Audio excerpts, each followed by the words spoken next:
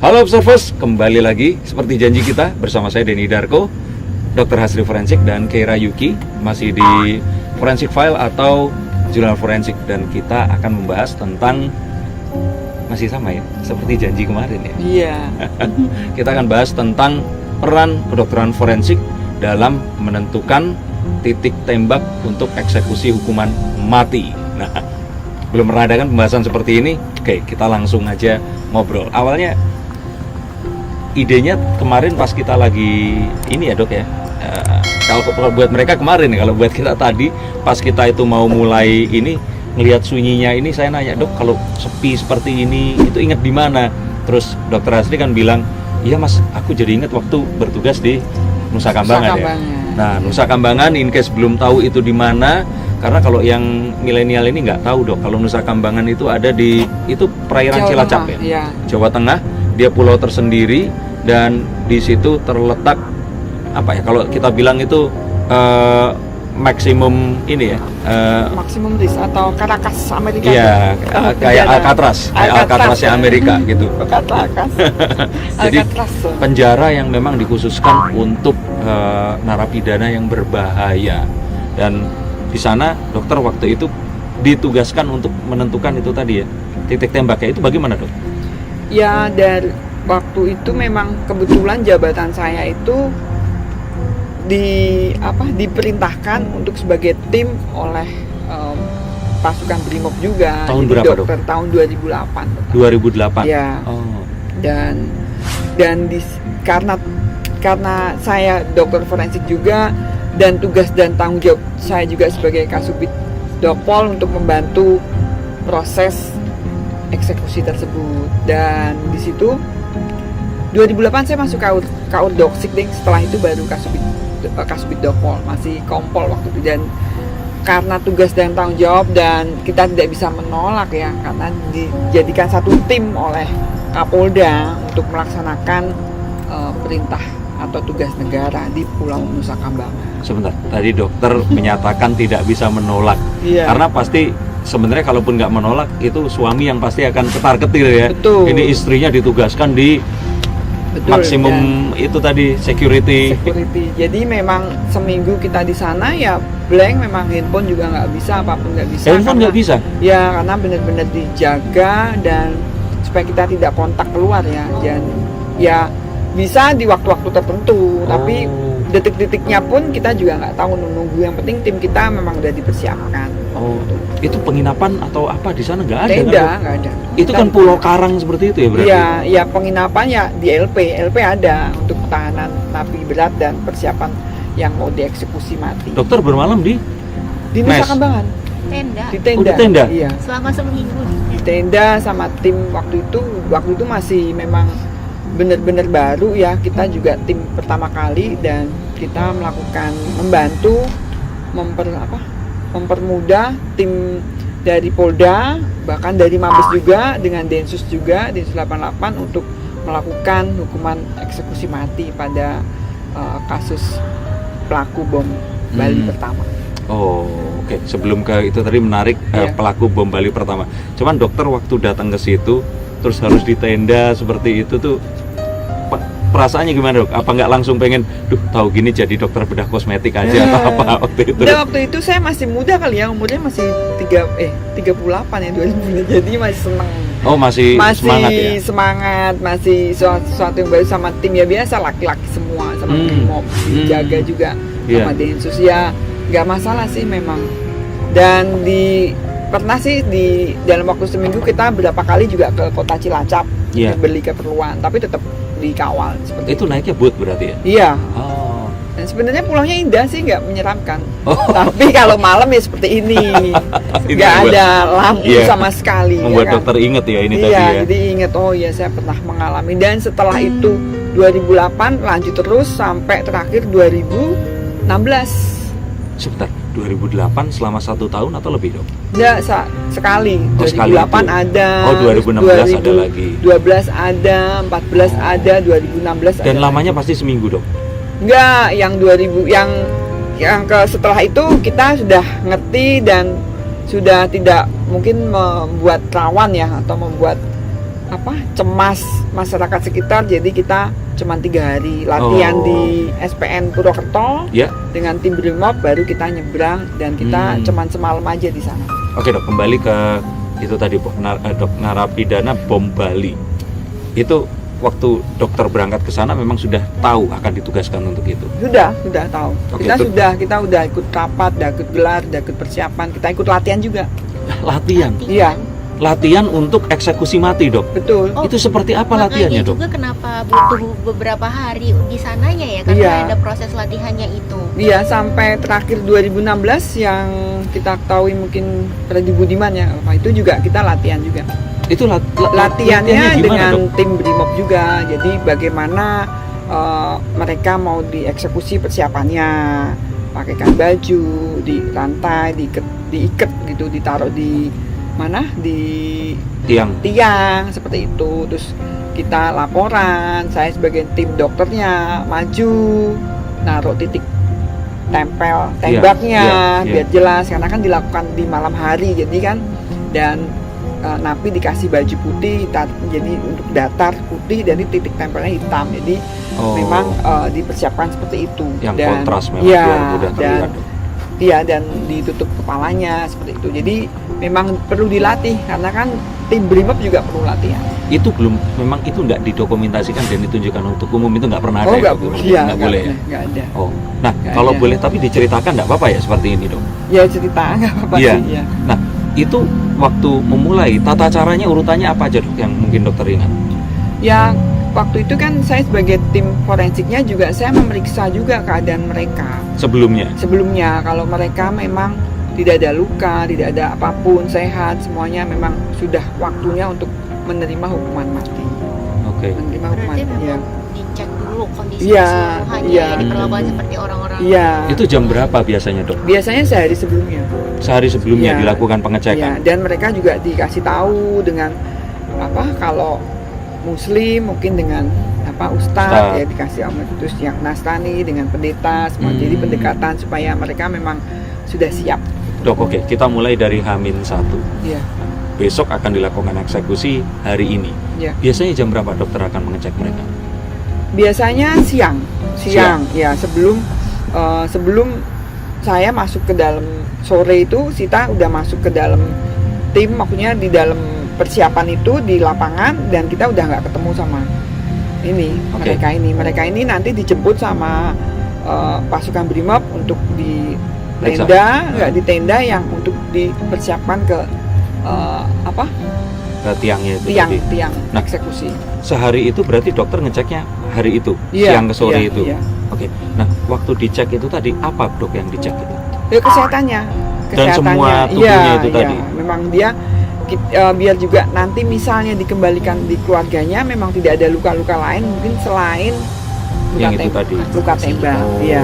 Jadi tetap itu harus, dan itu merupakan hak mereka juga ya. Iya, betul. Ya. Dan kita setelah selesai kita menyiapkan tempat mereka setelah meninggal dunia. Misalnya pasti meninggal dunia karena dieksekusi, kita siapkan tempat untuk masing-masing, dari meja, dari air, dari kafan, mungkin ada yang minta dikafani, peti, ada juga itu pakaian. Dulu pakaian, semuanya kita siapkan. Nah, berarti ini sehari sebelum, latihannya tuh sehari sebelum juga? Iya, latihan. Dok, latihan tuh melibatkan si narapidanya juga? Enggak kan kasihan mereka. Makanya, bukan berarti mereka ini latihan itu gini loh, latihan itu dari Brimob masuknya di mana, tiangnya, tim-timnya mana aja. Berarti saya di mana, tim saya di mana gitu, komandannya di mana gitu. Kalau di istilah event dok, kita acara corporate event itu namanya run through. Jadi diurutin nanti habis ini apa tata caranya biar nggak ada yang terlewat. Maksudnya lewat mana, Terus misalnya yang bawa ke depan tuh tim mana itu kan. Baik dok. Terus setelah dilakukan, tim mana lagi bawa ini ke tempat pemulasaran jenazah, itu beda-beda tim seperti itu. Oh nah dok, ini saya pengen fokusnya itu kenapa? Karena satu hari menjelang hari H, mereka ini dicek kesehatannya. Setelah dinyatakan sehat, mereka dikembalikan ke selnya mereka. Iya, Oke, keesokan paginya iya. itu eksekusi kan baru malam dok. Baru malam, masih selalu malam. Nah, apa yang dilakukan oleh tim saat itu dok? Tim saya, kalau Iya. tim saya ya kita menyiapkan umbu rampenya, seperti misalnya kurang apa.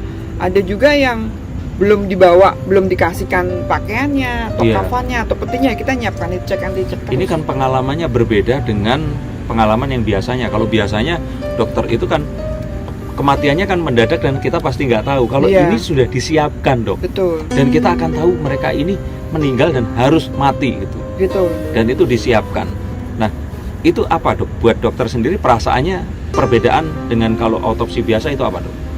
Kalau saya waktu di Nusa Kambangan, saya pikir saya menjalankan tugas. Terus saya juga tahu kalau mereka memang menerima hukuman karena Apa yang mereka lakukan? iya kesalahan. Jadi ya saya pikir saya hanya ingin merawat mereka sampai meninggal pun dalam keadaan baik dan diterima keluarganya juga dalam keadaan baik. Karena apapun hukumannya mereka tetap berhak ya dok ya? Iya, berhak dan sesuai agama dan kepercayaannya. Iya. Ada juga yang ingin dibakar juga ada. Oh gitu? Iya, Oh. dibawa ke luar negeri itu juga ada. Oh. Kalau misalnya nggak dibakar, pengen dibawa ke luar negeri, ya tim kami udah menyiapkan nih, udah tahu nih yang mana nih Iya. mau dibawa ke luar negeri. Berarti kita harus nyiapkan pemulasaran sampai pengawetan jenazah, Oke. karena butuh untuk naik pesawat. Ya itu. Nah dok, yang saya juga penasaran dok, waktu diperiksa dok, dokter kan langsung berinteraksi sama mereka kan? Iya, Ini mungkin di luar ekspertis dokter dan sebagainya, sebagai seorang yang awam dan ya awam karena kan dokter di situ pasti nggak bertugas untuk memeriksa, tapi sebagai sesama manusia dok. Seperti apa dok orang yang tahu bahwa esok hari dia akan mati dok? dari beberapa napi itu ada yang benar-benar ikhlas, baik, zikir, termasuk Freddy Budiman gitu. Ada juga Mualaf ya Freddy Budiman. ya baik dan terima. Ada juga yang didampingi, kita selalu dampingi. Karena bisa sama saja kan pendeta. tiba-tiba dia ya gitu. gitu. Saya nggak mungkin sendiri, saya didampingi. Dan ada juga yang memang tidak tenang, tidak kooperatif, marah-marah. Saya ya paling lihat aja terus brimob yang ini. Saya juga jaga diri juga kan gitu. Yang penting kan saya melaksanakan tugas dan Iya. tahu kalau keadaan mereka baik-baik aja secara fisik kan. Psikisnya ya kita tahu, mungkin kan ada yang memang tidak siap, Iya. tidak menerima gitu. Dan Iya. banyaknya kalau seperti itu saya jarang komunikasi dengan mereka. Tapi kan Paling saya ya hanya itu, menyapa aja. Iya. Di luar ya apapun yang mereka lakukan dan sebagainya, ini manusia dok.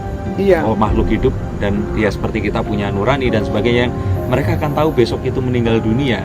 Betul. Apa yang paling unik yang dokter pernah lihat?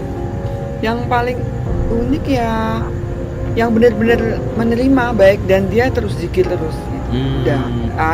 Itu yang lainnya ya ada juga yang, tapi biasanya itu beberapa kali itu yang karena narkoba ya. Iya. Orang-orang Afrika itu yang Oh. yang tidak ya Tidak kooperatif. tidak kooperatif dan yang ngomong bahasa sana dan tidak banyak berdoa, nggak berdoa malah karena Oh. marah-marah terus. Oh. Mungkin mereka tidak terima juga karena faktor yang mereka dihukum matinya justru bukan di negara mereka sendiri, Betul. kan di negara orang Iya. lain. Iya. Nah seperti itu ya Brimob yang menangani, kita cuman tidak bersentuhan atau tidak dekatan. Iya. Iya. Oke dok. Hari eksekusi. Nah, di pagi itu dan menuju malam dok, saya pengen tahu aja kenapa kok memilih malam?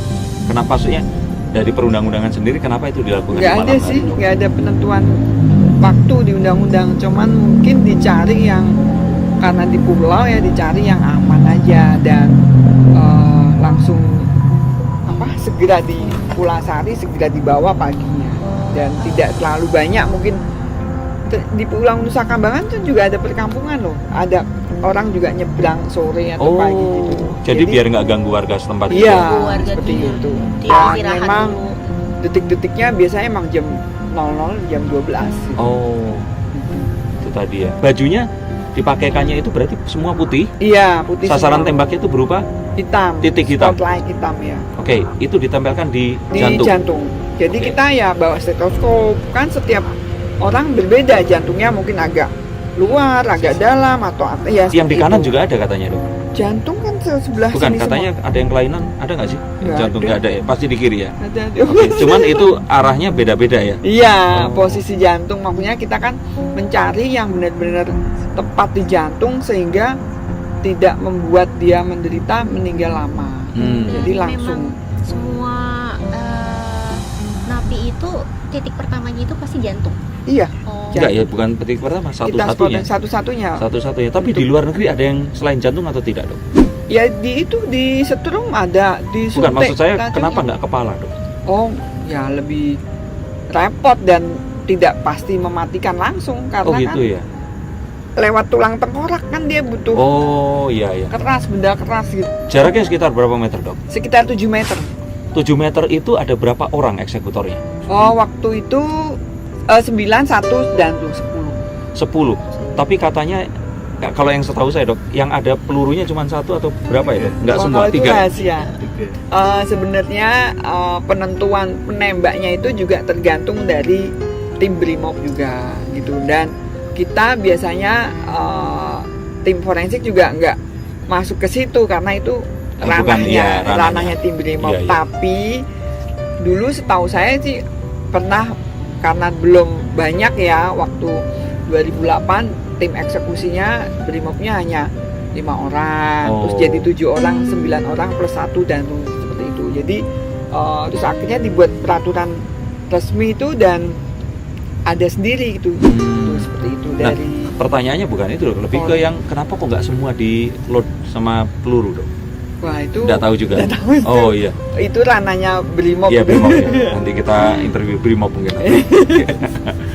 Nah dok, setelah waktu dilakukan itu tadi, dokter ada di tempat juga berarti? Ada. Jadi gini aja. Jadi mereka udah maju tuh, ditaruh tim sama tim Brimob di Di depan tiang. tiang ya kan. Terus pasukan penembak masuk nih kanan kiri baris gitu kan.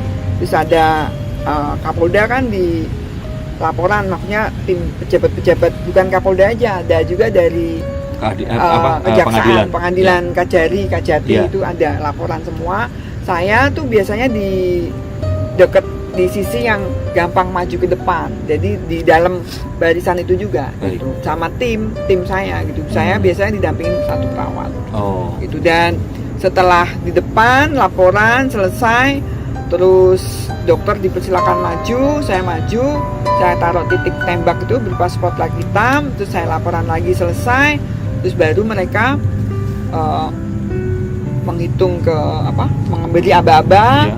terus lampu dinyalakan, lampu sorot Oh langsung, gitu. lampu sorot langsung ke dada mereka, langsung eksekusi. Oh itu lampu sorotnya nggak ke semuanya Enggak, berarti? Dok? langsung ke dada masing-masing. Itu alasannya juga termasuk kenapa dilakukan malam hari. Malam hari ya. Biar fokusnya memang ke satu titik. Betul. Tadi udah dijawab pertanyaan Mas. Iya Didi iya. tadi. Iya. Nah, waktu dilakukan tembakan itu tadi dok, setelah itu biasanya ditunggu berapa lama atau langsung Setengah dilakukan jam. pemeriksaan? Jadi setelah ada penembakan kita nunggu waktu setengah jam. Setelah itu Danlu jemput saya sama tim untuk menentukan Apakah? dia sudah meninggal atau belum. Kenapa nggak langsung dok? Kalau belum meninggal kan nunggu setengah jam tuh nggak lama. Ya kan mesti kita harus yakinkan dia benar-benar sudah meninggal. Oh. Seperti Oke. itu. Nah, yang pernah kejadian ditembak sekali itu nggak itu dok? Pernah ada ternyata dia harus, saya laporan kok masih bernafas, yang mungkin stamina bagus, jantungnya masih berdetak gitu kan. Jadi kan kasihan juga memang peraturannya seperti itu. Iya. Kalau masih bernyawa atau bernafas kita lapor lagi, terus kita tentukan lagi kepada Danlu yang melakukan penembakan di kepala. Itu luka tempel, luka Oh. deket tempel gitu. Oh, Jadi- tapi itu memang kondisi spesial. Ya Dok, itu langsung meninggal, tapi ya Oh. kita juga tim forensik yang ya nanti ngopeni semuanya gitu. Iya iya. Dok itu mungkin saya belum pernah, tapi kalau ada, tapi dirahasiakan nggak sih si para eksekutor itu? Dirahasiakan. Saya juga Rahasiakan. nggak tahu. Maksudnya mereka Saya juga nggak ketemu sama tim, kan Oh, gelap. Saya iya. juga nggak tahu siapa. Oh, oh mungkin juga malam gelap Sama itu nggak juga tahu. kali alasannya Iya. kenapa malam hari. iya Iya. iya iya. Nah, tapi berarti mereka ini orang-orang yang memang harus kuat mental ya dok, Iya. karena Dan mereka napinya kan ditutup kepala semua juga. oh Nggak tahu juga. Waktu iya. di depan itu nggak tahu. oh Tiap kali eksekusi itu apakah napinya itu cuma satu-satu atau pernah ada yang beberapa orang sekaligus Multiple gitu. dieksekusi Iya, bersamaan? satu-satu di depan. Eksekusinya bersamaan. Oh, bersamaan pernah Iya, seperti ada. itu. Yang terakhir kan 2016 8 orang, 8 tiang. 8 tiang berarti berapa orang eksekutornya dok? Ya banyak tuh, luas lapangannya kan. Oh Itu tuh. Yang terakhir 2016 itu 8 orang. Itu kasus apa aja? Itu waktu itu narkoba ya. Narkoba semua. Iya, Yang orang luar negeri itu. iya. Bali 9. Oh. Iya. iya iya. Nah dok, di kasus menentukan titik tembak ini pernah ada pertanyaan yang selalu saya tanyakan. Ada sesuatu yang sifatnya supranatural atau tidak dok? Banyak. Sering. Coba dokter ceritakan. Jadi ya kalau pertama dulu yang benar-benar pertama di Nusa Kambangan benar-benar saya sih sebenarnya ya takut juga, khawatir juga karena saya perempuan dan sisinya brimob dan kita mau melakukan titik-titik penembakan itu dan malam tetap di Nusa Kambangan. Jadi ya kadang itu ya lihat-lihat yang aneh-aneh sering dan dari pertama sampai kasus yang terakhir itu saya jadi tim itu kita selalu menjelang detik-detik itu hening, nggak ada suara apapun. Oh. Bener. Dan kita hanya lihat rasanya tuh rame, jadi kayak yang banyak nonton. Dan kalau kita lihat di kamera kan teman-teman juga ada kamera juga, itu bayangan putih tok yang kelihatan di foto. Masa dok? Iya. Seperti itu? Jadi perasaan tuh teman-teman yang tak tampak tuh ikut nonton di situ lihat. Dan terus terang teman-teman saya, tim saya itu malah digigitin nyamuk tuh sampai habis ininya. Padahal saya kan juga pakainya tangan pendek. Iya. Saya aja nggak apa-apa tuh, Oh. nggak tahu. Padahal ya sama-sama dikasih autan juga gitu. Oh. Habis gitu. Jadi ya nggak tahu, mungkin nyamuk sana nggak suka sama saya gitu.